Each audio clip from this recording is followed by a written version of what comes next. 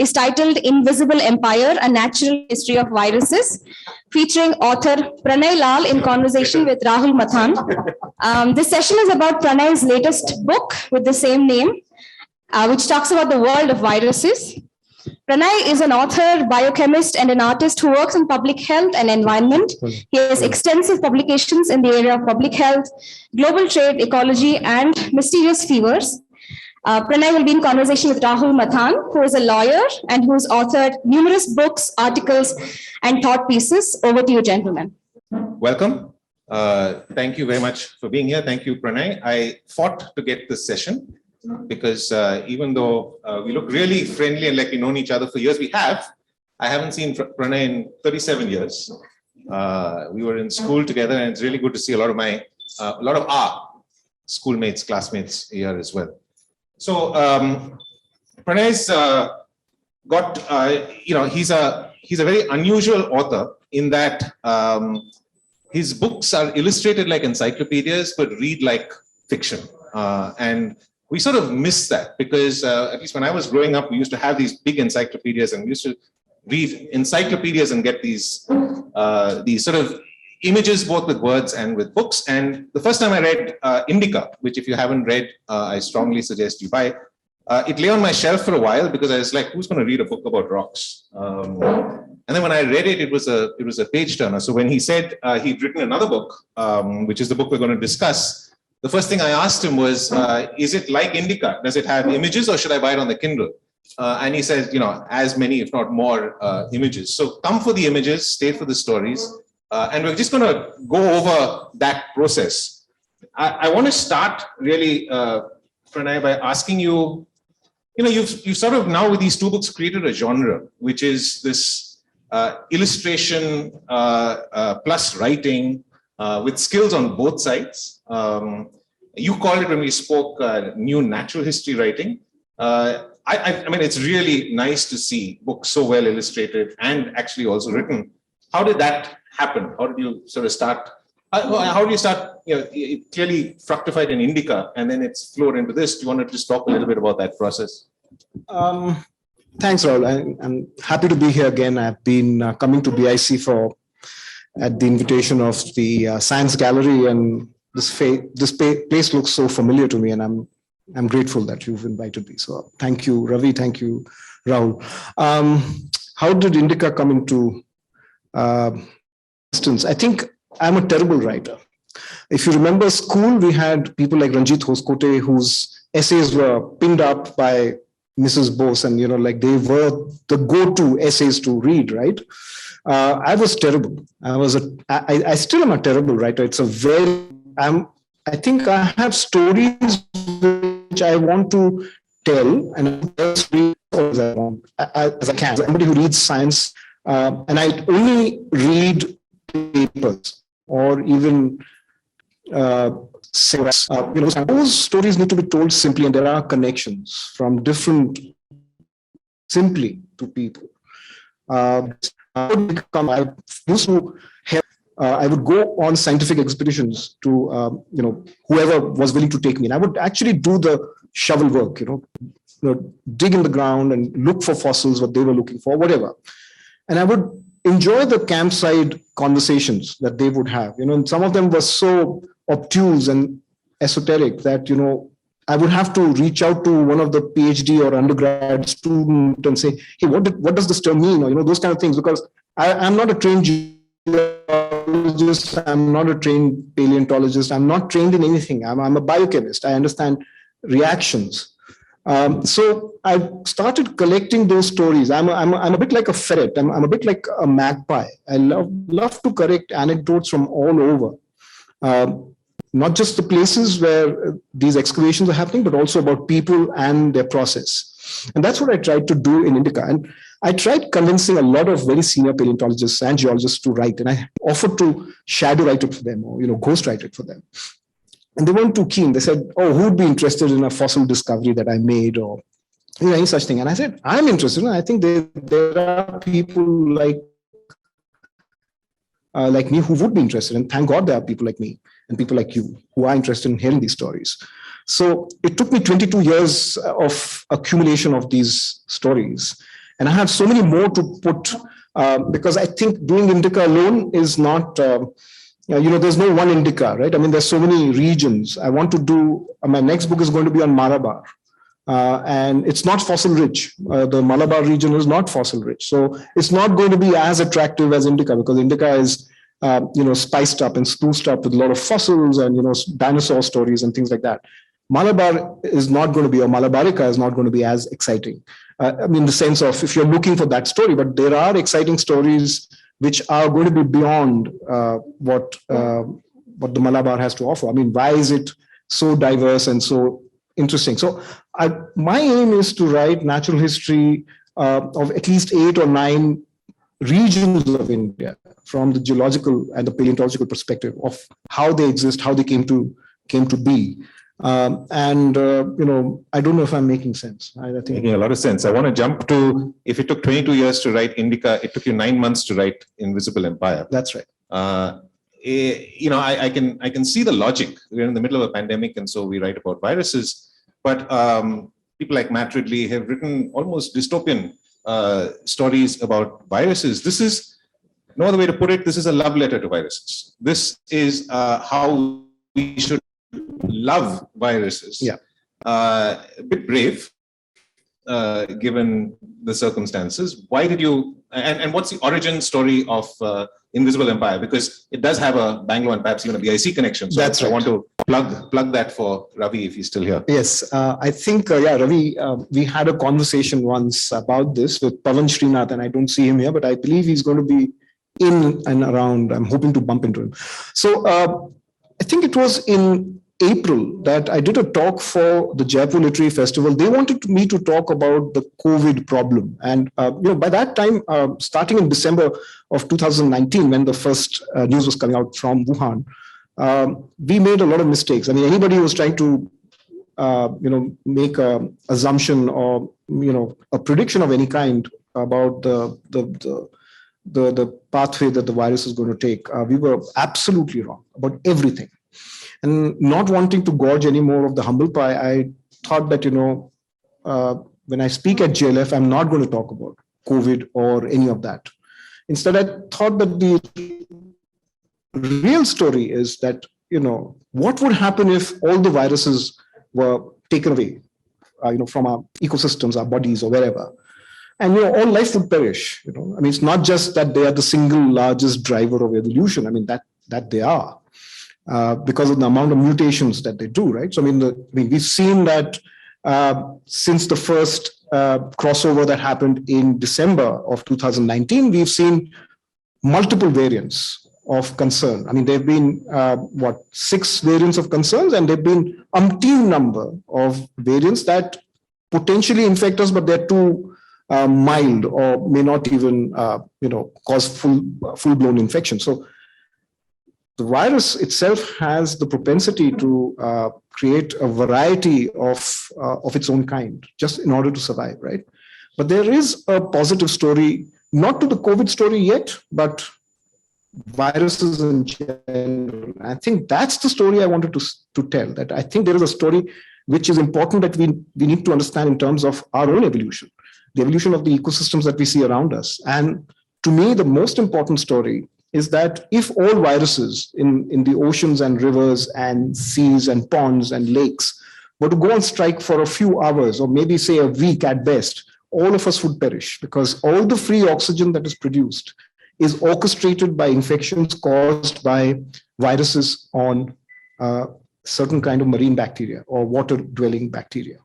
And that is a critical process that makes us very, very different from any other planet. What enables life on Earth depends on what viruses do in the oceans and on the top of the soil, or even in the different layers of niches of ecosystems. I think this story needs to be told very objectively. And I've got, the book has, I think, 13 or 14 chapters. I forget how many there are.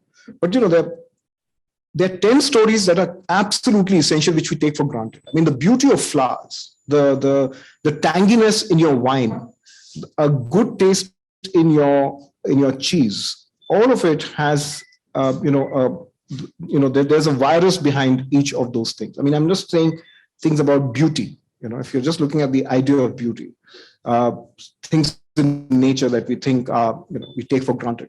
Think about it, bunchiness of roses, right? I mean, you have a receptacle of a collection of roses together, which you see in wild roses, right? Or streaks in tulips. Those streaks in tulips are caused by viruses. So I'm just talking about something which is as common as that, but something important like breathing or even conceiving, the human placenta, for example, is a creation of a virus. It's an organ that is absolutely alien to the body of a mother, right? And it's a protein that was a gene that was embedded in the human DNA, which produces this protein, which instigates the production of a placenta. If we don't have that, we would be egg-laying. You and I would not be here. We would possibly not be creatures that we are. Right? So I'm going to stop here, but there's so many stories. So the book is filled with these stories, and it's this placenta story is my favorite story because there's a line in it which says that if you think about it, a baby is a virus in the body of the mother, and the body is designed to fight any invading species. And maybe we should just spend a little more time on the placenta and just the concept of these endogamous viruses that somehow transfer their genetic material into humans, so that now humans have diverged from the platypus, which is the other mammal but which lays eggs. When you said that baby is a virus in the mother, it really struck home that we need some defenses, and really the placenta is our defense. That's right. I think, what happened perhaps about 200 million years ago, the ancestors of the mammals emerged from reptiles. So if you want to call your bosses or your teacher or anybody, want to call them a snake or whatever, a crocodile, you are spot on. You are actually right, because we actually descend from reptiles, and we became, their descendants were mammal-like reptiles. And from there, we have the true mammals, that is us. Now, an intermediate phase of that was the monotremes, what we call the ones that live in Australia now, but they were found in other parts of the Gondwana, the southern supercontinent, which existed 200 million years ago. Now, there was an infection in an ancestor of these creatures that eventually enabled it to abandon the strategy of producing or laying eggs and started to give live birth. Now, that's a complex story. It's a work in progress. But what has been discovered for a fact is that it was a viral infection that caused it. And there were subsequent viral infections that enabled the creation of placenta of various kinds. For example, rodents have had a viral infection which was slightly different, which happened later, but was slightly different from the one that we have. And that enables them to have more babies more often, and also the ability to subsume the placenta rather than us ejecting the placenta, right? So some rodents and insectivores in particular tend to subsume their placenta because it's rich nutrients and it's investment of energy that you just don't want to leave out, right? And it makes complete sense that instead of ejecting it, you subsume it in your body, in your physiology. And there's several such strategies. I mean, whales have a different strategy, and I think the placenta by itself is a great book. I mean, I think I'm running out of time, but in terms of my lifespan, but I would love to write a book on the placentas of the world, or conception, the natural history of conception. I think it's a good story. I think it needs to be told. I don't think there's time enough for all the stories you want to tell. But it just occurred to me as we were talking, and you said that we have evolved from snakes. Have we evolved from viruses? And where do viruses stand in this whole thing? Because they're neither dead nor alive. They stay dead for like eons, and then suddenly they come alive. They infect other organic species, cellular species, in order to live. So did they come first, or did the cellular species come first? How, in the chicken and the egg story, I think the viruses in the cellular organism is a similar. Right. So one correction, I think I might have said this wrong, but snakes were the last reptiles to emerge. In fact, the mammals came first. So it was a reptile of another kind, which perhaps resembled a lizard, that emerged, and from them emerged the first mammal-like reptiles, which also looked a bit like mongooses or yeah, sure.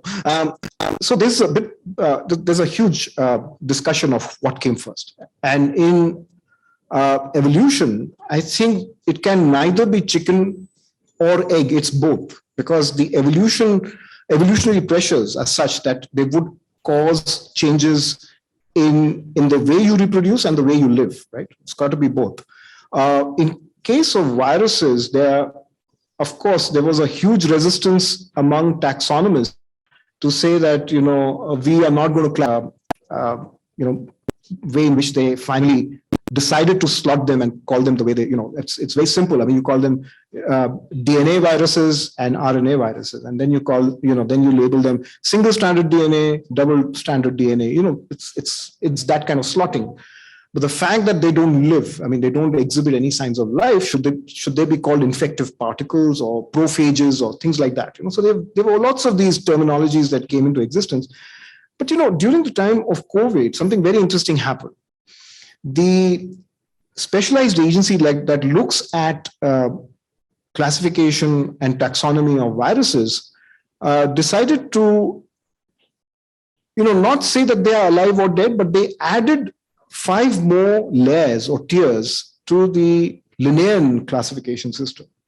And that makes it extremely interesting. The fact that you actually have accorded them more tiers means that they are so super specialized that they do not fall into the 7 tier classification that Linnaeus had done. They need more splitting, and if we really want to slot them correctly. I think in that sense, they are actually super organisms. They're not just, we should actually question the fact that, if you are designating or according such an important classification to them, they shouldn't be called kingdoms. They should be called domains or super kingdoms or empires, like I say in my book. They are an empire to themselves. Imagine that you've got at least one known virus that actually infects every living creature, right? And for humans, we know that there are about anything between 400 to 500, perhaps more, that are waiting, or we don't know about them. We now know that there are nearly anything between 28 to 35 viruses that live within us. And you take out one of them, you won't survive, or you won't live a normal life, let's say that. Some of them are very crucial. So I'm sorry, I know I'm digressing, but your question was that, are they alive? I think I would side with the idea that they are alive, because there are lots of animals that go into long stages of hibernation and do not even exhibit basic bodily functions. I write about this in Indica. There's a scientist in I think he's in Yale, and his name is Mark Reich, and he talks about if you give a strong dose of hydrogen sulfide to rodents and insectivores and the smaller mammals that live underneath in the subterranean world, they go into this suspended state of animation, and they just don't show any sign of life unless they are given pure oxygen. So such creatures know how to survive when there are volcanic events or there are forest fires, and they are embedded or buried deep in the ground. And this is a survival strategy that actually enables them to just shut down everything. Their brains stop, their heart pumps only once in 2 minutes, or something of a ridiculous number. What otherwise is like 200 beats a minute. Look at a small mouse or a guinea pig, try feeding its heart. It just goes boom, boom, boom, boom, right? But when it is in a state of, deep hibernation, then there is very, very little pulse. There's very little movement of any bodily function. So that's something that viruses do anyways, right? So to me, they are alive. So, there are a ton of stories, but one thing that I think we should perhaps spend some time on is the chapter that, you talk about how they shape the planet. And you say that, which is, almost as bizarre as the baby as a virus, is that there are 3 forces that shape the planet. And this is like tectonic forces and things like that. And viruses is one of them. And you talk about all the, we think of viruses as affecting living organisms, but they actually shape the planet as well. So maybe just a few examples on that. Right. Yeah, I think, when I stopped reading biochemistry, I mean, I did my master's and I continue to read, I mean, as much as I can, but I focus on public health and I don't go back to fundamental research and virology. But, the COVID times actually made me do that. And I went into deep archival research, and especially on current hypotheses that are being, posited. And one of them is very interesting. In fact, that paper came out only about 2 weeks ago, and I have not written about it in my book. There's this theory which says, or is being propounded just now, or is being proposed actually, is that because marine viruses are killed at a super rate, 10 to the power 23. I don't even know what that number would be. A second. That's the number of viral infections that are happening in the seas and the oceans every second of the day. 10 to the power 23. I don't know how many trillions that is. So that many bacteria are sinking to the bottom of the sea, taking with them all the carbon dioxide, and they have all produced enough free oxygen for us to breathe, right? Now, what this paper says, that we know about this super event that is happening on a daily basis, as these cyanobacteria, which are called blue-green algae, which is wrongly called that. They're bacteria, they're not algae.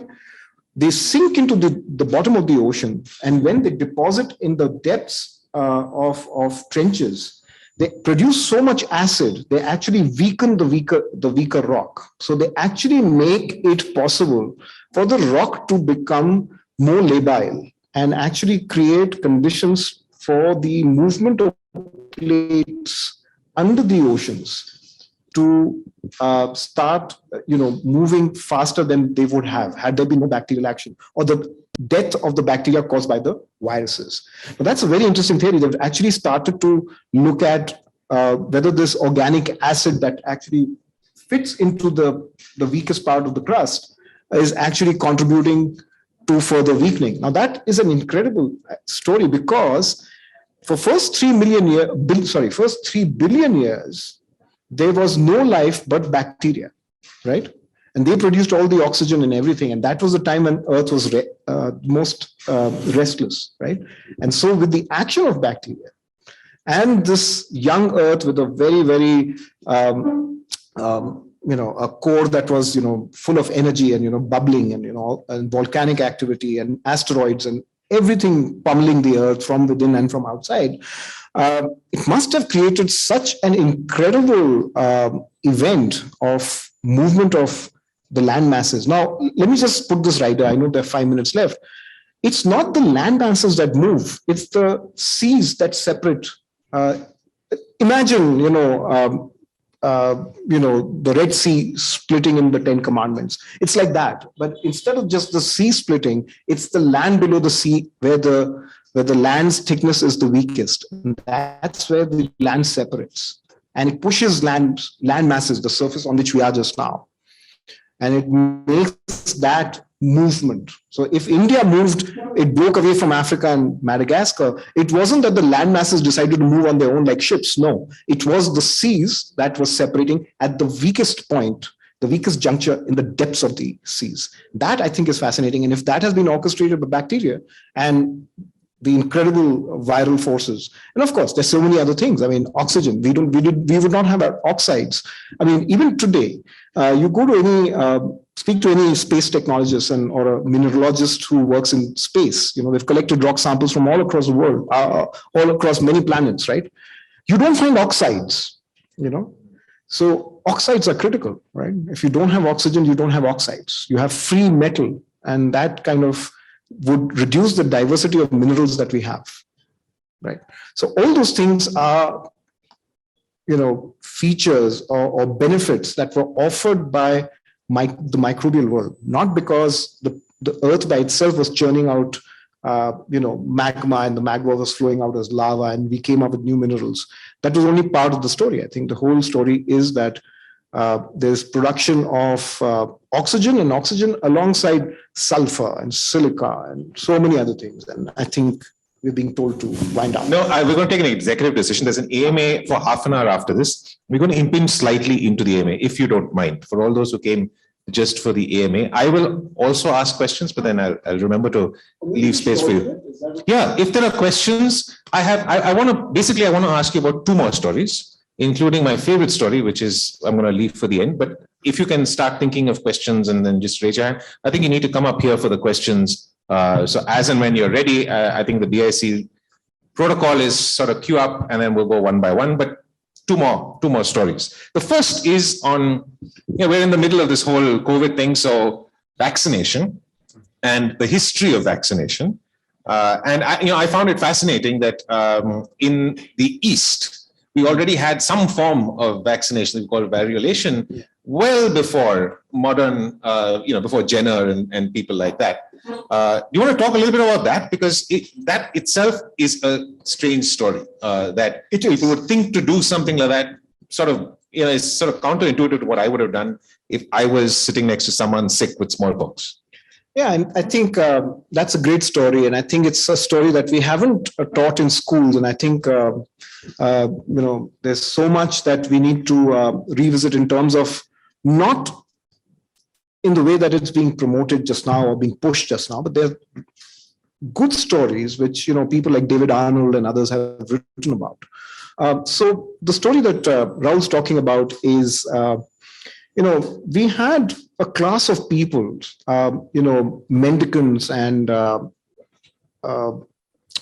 sages and even barbers in different societies of India who would, at the sign of the first episode of smallpox, they would go to the family and take a freshly delivered pustule. The pustule would come out as a small boil on the surface, right? They would take it in a small vial or a needle, and they would go and put a very tiny amount of that in the forearm or the shoulder of another person. It could be an adult, it could be a child, whatever. It was a dangerous practice because you're infecting somebody with that, right? And the chances of your survival or getting a full-blown smallpox episode and surviving it was kind of a 50-50 chance. I mean, you would actually, but if you did survive, you would have you were conferred lifelong immunity. And it would certainly depend on your health status if you were completely, famished and underweight and, all those kind of conditions. If you were expecting, adolescent girls would not perform better because variolation does not work well. And also it gives you a very painful boil, the boil that you get from at the site of where the smallpox viruses have been introduced, because it's pus, right? It's pus taken from another person. So there's got to be two levels of reactions. One is against the pus because it's a immune reaction of your body. And then you've got viruses that are kind of, going into your bloodstream and creating a fever of its kind. So, but there is example from places from Iran and Iraq and Turkey. And that's where, Lady Montagu saw it for the first time and took it as an idea to England and said,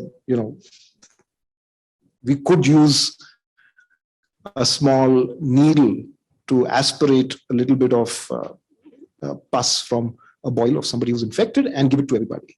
It was an abominable idea at the time, but it did save lives. I mean, it's an abominable idea right now. Just thinking about it, someone is ill from a disease that they're most likely going to die of. We're going to actually try and take that illness and put it. It's a strange idea, but of course, that as a result of that, today smallpox is the only disease you've written in your book that's been eradicated because of vaccines. Yeah, there's another animal disease called rinderpest, which is also, it's related to measles, but happens in cattle.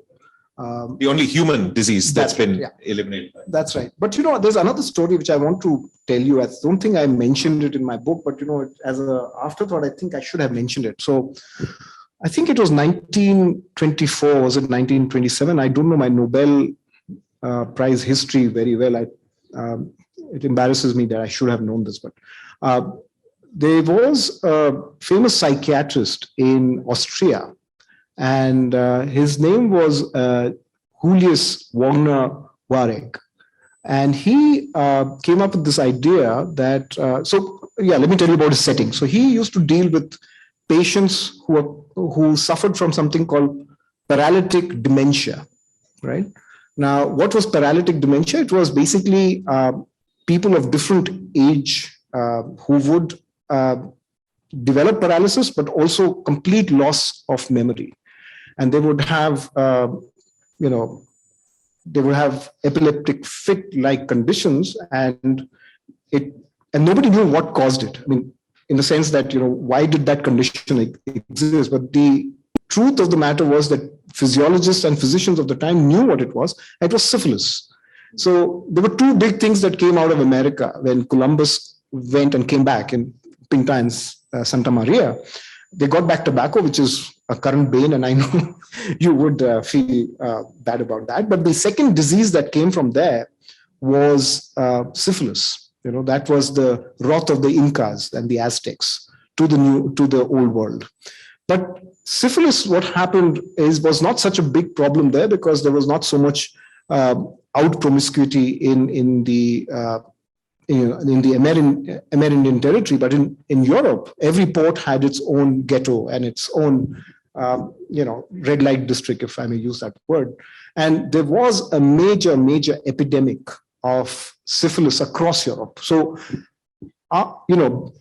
after 5 or 7 or 11 years of being infected with syphilis, you would develop this condition called paralytic dementia, where you would lose your mind and you would lose control on your body, and your body closer to death would start stinking. You would have pustules that were bursting out with syphilitic the Treponema pallidum, very beautiful organism to look at. But what he did was this. I mean, let me come back to this Nobel Prize experiment. What he did, he found that somebody who had early signs of paralytic dementia, a soldier, he was sent to Greece and he did not serve in the war because he developed malaria. So he was sent back to recuperate back to Austria, and they discovered that he had a full-blown malaria. But as he was being treated for malaria, they found that he got cured of his syphilis, and they couldn't figure out what caused it. And it was this process, this 3 or 4 year process in which this physician understood that if you were to introduce the malarial parasite in somebody who suffered from syphilis, you got cured, right? So this was called pyrotherapy, basically inducing fever and causing the bacteria to die. Now, the syphilis bacteria is extremely sensitive to heat. If you develop normal fever, it would just go out of your body. So a lot of people who developed, say, typhoid and got stepladder fever, right? Typhoid causes that. They would have have syphilis, but they got cured. And physicians could not figure out what caused it. I mean, especially in England. That phenomena was not recorded.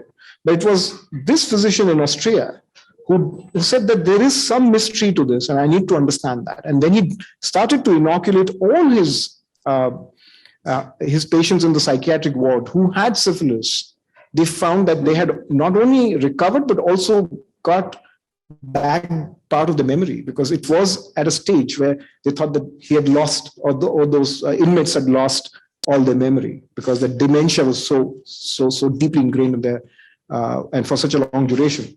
So this kind of a story where you use an organism to fight another organism is a pretty interesting one, and I think you're going to come to that a little later. That's my favorite story. I'm going to leave it for the end. But we're in the AMA territory, so anyone who wants to ask questions, please raise your hand. There's a question there. Excellent. Oh my gosh, I'm feeling so good. Hi, Pranay. Hi. Here. Yeah, I know. So I had a question regarding the chicken neck. Just into the mic, please. Yeah. I mean, just speak into the mic. We hear you. Yeah, we can hear you. So I had a question regarding the chicken and egg conundrum that you said. The avian fauna evolved much after the reptiles and amphibians, right? And reptiles and amphibians were anyway reproducing via eggs. So isn't that a conclusive answer? Eggs came before the chicken. Yes, but I mean, isn't it that to sustain life, I mean, or to promote your species, you will need to have an enduring strategy of reproduction. So that egg has to become part of your reproductive cycle. So it can't be that, and by the way, some geckos give life birth, right? So it's not that all reptiles give In fact, we have viviparous snakes, and I think Shankar's, I'm not going to talk about it. I'm stepping into your territory. I don't think there's any bird that gives live birth. I don't know. I might be wrong. But yeah, there are amphibians that give live birth, by the way. And their herb infections happen much later.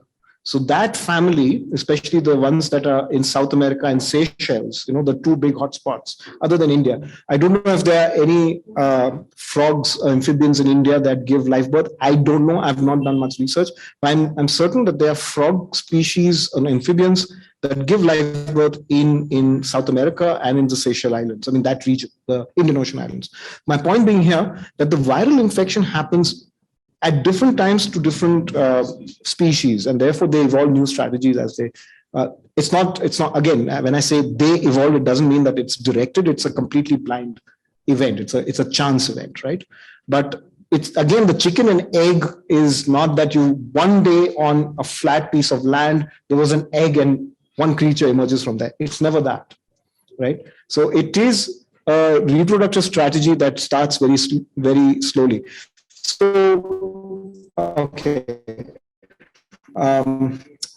Long discussion, but the fact is that it's got to be the animal or the creature alongside the reproductive strategy that needs to come together. And I think the best paper on this is by Professor Sahni of Birbal Sahni Institute on the evolution of eggs, and which is the earliest known egg creature, and how do we know that when the creation of the egg and or parthenocarpic births, Sorry, we're getting into. Yeah, it's a very, very, and you must introduce yourself that you are a PhD student at ISC. So that's the reason why you put me on the spot. There's another question. Someone else had their hand raised. Yeah, please come. I'm Dr. R.K. Prasad. A real pleasure to love your book, Indica. Loved your book, Indica. The picture that I absolutely loved was of the dog, was of the creature which looked like a dog, which went back into the ocean and became a whale. Now, when people like me read about evolution, it's an imaginary world. Yeah. When we read about evolution. So there was a picture in his book, Indica, where this dog-like creature went back into the ocean and became a whale. Yeah. And it really captured my imagination. Right. Can you walk us through how does that happen over generations? Like that dog, what happened to it? And then over how many generations does it become? Dr. Drew, or did you get this? No, this is somebody else. So his daughter is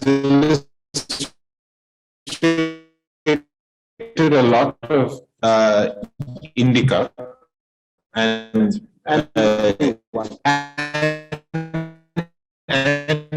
this one as well.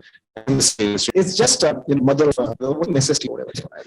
Yeah. So how many generations? No clue. I don't know. I think again there are couple of people here from ISC, and I think they are much better positioned. There are things like the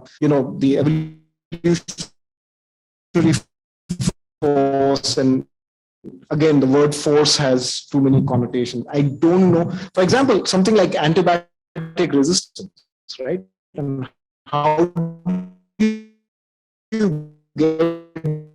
Since you're a doctor, you know this. I mean, if I were to say give mycobacterium tuberculosis, different antibiotic treatments, and of course, the rate at which the different colonies resistance investment, right, is not going to be used by the descendants for 100,000 generations, right? Industrial metals is a very interesting case in point. It's beautiful silvery bark.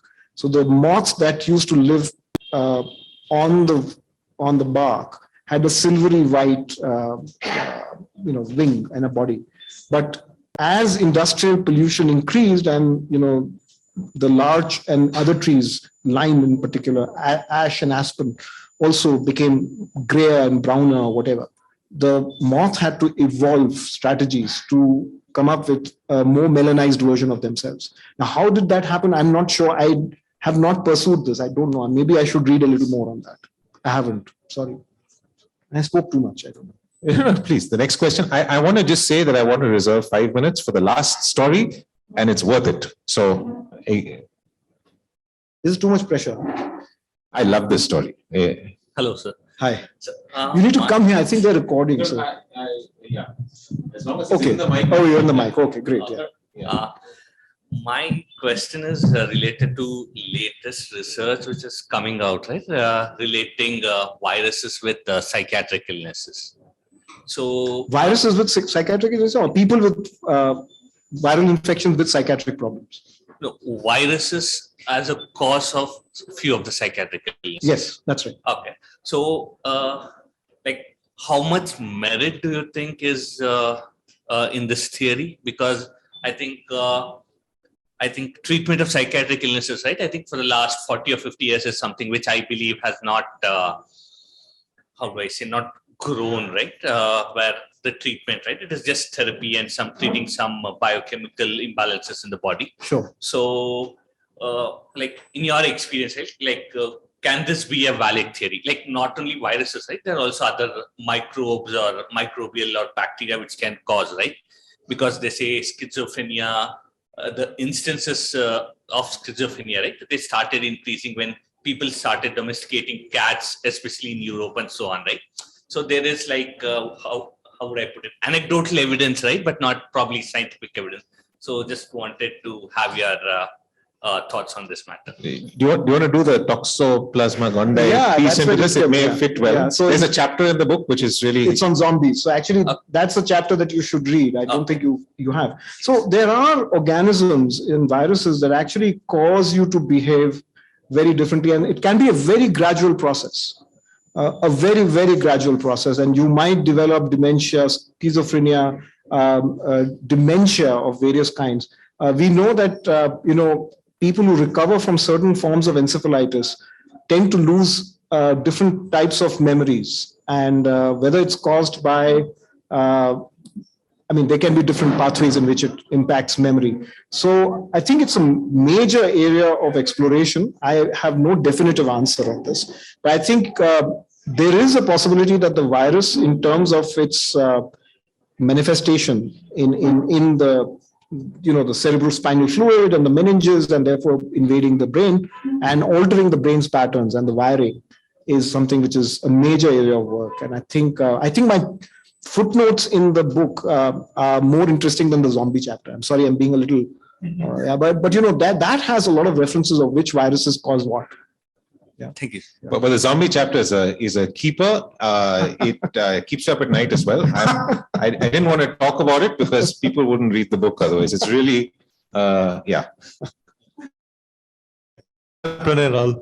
Pranay, I'm going to go back with something. And, he said, and I agree that, what really makes your books sort of stand and the art together. And you started out saying you're a lousy writer. I can counter that by saying that I'm the worst artist you'll ever meet. I can't draw a circle. And yet for me, engaging, with art through, through the, children's stories and so on, has transformed in a sense I feel like there's an interplay between art and writing, and I really want to ask you. For you, whatever you say, the rest of us think you're a fantastic writer and you're an artist. How do these influence each other? I think that's really kind of something. So question of the day. Any votes for that? I think. I don't have, again, I would say, I'm blessed with two people, my wife, who's a fantastic writer, and somebody called Pradeep Kishan, who also is a fantastic writer. And, they read my drafts and they keep throwing it back at me that this is not making sense. And they like my story idea. So they help me churn it and make it better. I think about stories in two ways. One is a linear narrative. The other is, how do I get images and maps and illustrations and photographs and whatever to keep the reader engaged? And so I have in Invisible Empire, I've got I got the death certificate of Mozart, and we just in the last 10 years, we've discovered what actually killed Mozart. So if you read the play by William Shakespeare, Amadeus, they say that he drank too much and had a kidney and liver failure. He died of kidney and liver failure, but not because of drinking too much, but because of hantavirus. How do you tell the story? And when you read the death certificate, it becomes very clear because his symptoms are written, and the other entries on the register in the church, where St. Stephen's Church in Vienna, you find young people around his age who develop the same symptoms. And that is so telling, right? And I think that story needs to be told, right? I don't think I'm answering your question. Art, writing, how? I don't know. I think visually. I think I want to appeal to a 6 standard kid or an 8 standard kid, as well as the mother, as well as the granddad. Everybody in the household should pick up that book and find something of interest. I think if you can reach out to that audience and make your point, I think that for me is the clincher. And books should be attractive because I'm not a big fan. I know you are a technology guy, but I think books are meant to be in this form and no other form. I mean, I think it can be audible if you're listening to Anthony Robbins, or if you're reading a Chetan Bhagat or listening to Chetan Bhagat, that's fine. But natural history books, historically, starting from Robert Hooke to Pliny the Elder, such wonderful works. I mean, they inspired natural philosophy and the inquiry of into science. Leeuwenhoek, Malpighi, and I've tried collecting images and some lovely images of Leeuwenhoek. Such amazing images that you have. The first microscope that was made when they start looking at the head of a fly or a mosquito or the feet of a fly, and what they notice. I mean, it's incredible, and we don't celebrate that. I don't think any audiobook or Kindle version would do justice. I think it has to come out in print and remind us that, our origins of understanding science and the way we progress from that period in the 1500s to now, we are actually dealing with the same kind of natural, circumstances and phenomena. We're still trying to disentangle those. And so for me to understand that, I like to step back and look at historical contexts and social context and food and history and, whatever can explain that. I don't know if I'm making sense. I don't know.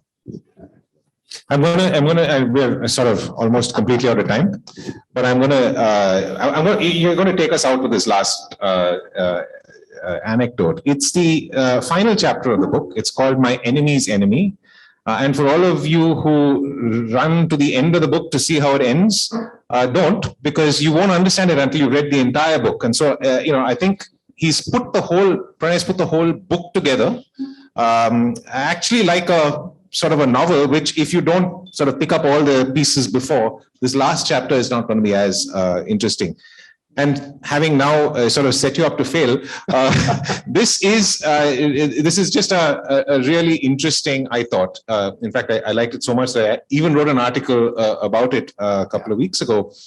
And it's interesting in many levels. Just this whole concept of how a particular method of treatment originated in India in relation to the Ganga, and then now today can be our savior for one of the biggest threats that medical science faces. Yeah.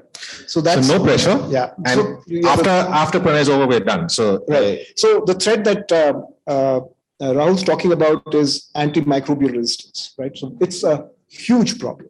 Trust me, it's huge. You could be traveling in a Bombay local train and somebody next to you has TB, and all of us have TB. Trust me, everybody has TB in their lungs. So don't feel bad about that. The challenge is if you get antimicrobial resistant or multiple drug resistant TB, which actually flares up and becomes a full-blown infection, that becomes very, very difficult to treat. Okay. And that is a very real possibility. Okay. What is the way out? Do we come up with more toxic, more sophisticated, more expensive antibiotics, or is there an answer in nature? And lo and behold, there is an answer in nature, because the bacteria has developed within its genome, or it's acquired a gene which kind of neutralizes the antibiotic.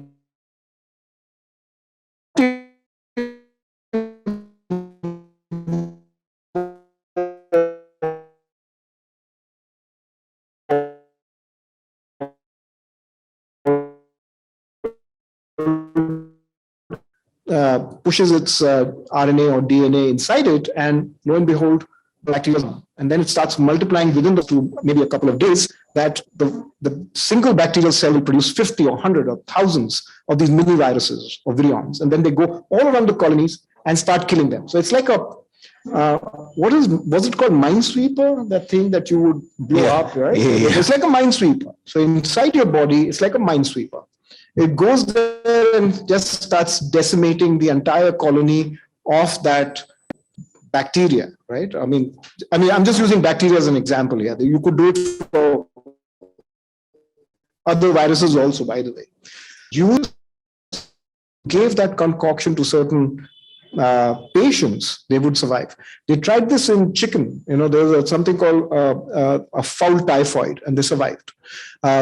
Trench fever, which was a major killer in World War I, was cured by using the distillate of people who had survived but had these viruses in their body. So they would actually collect it from the stools, pass it, clean it up, take out the microbe, but get that virus and give it to those people who were suffering from this infection and had no other hope, right? So you would give that passage that had come out of somebody's else's stool, but it actually works, right?